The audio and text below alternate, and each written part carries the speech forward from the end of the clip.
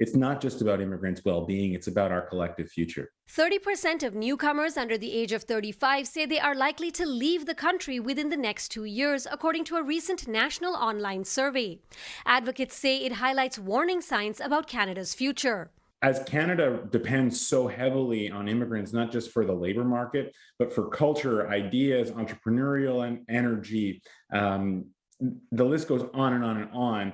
This should be pretty concerning that the youngest, brightest, and most ambitious of the newcomer generation are giving Canada a second thought. Daniel Bernhard is the CEO of the Institute of Canadian Citizenship, which commissioned the Leger survey. He says it identified two main issues: the high cost of living and career and status expectations for highly educated newcomers. The failure for us to recognize their talent and professional credentials and work experience leads to, I think, what they perceive as an underpayment. And that, combined with the high cost of living, leads to a status downgrade of a sort. Economics expert Atif Kubarsi says losing immigrant talent would hurt Canada's economy. Now we have a knowledge-based economy. We compete on the basis of knowledge, on the basis of creativity.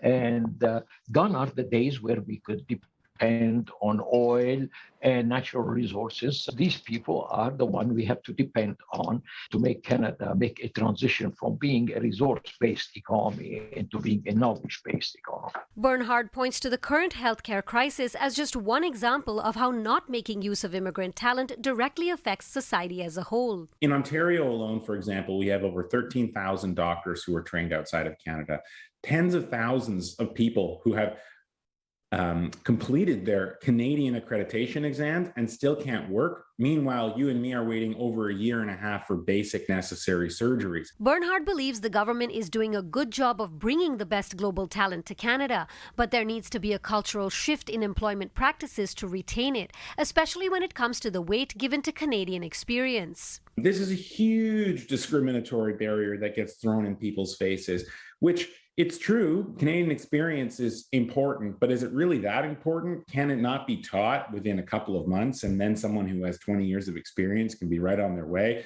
There is a talent pool that's right in front of them. I would really encourage business leaders in particular to just rethink the way that they approach the labor market and recognize that these skills are here. Their competitive edge is just sitting and waiting for them to call. For more about the survey's findings and methodology, you can go to our website, citynews.ca.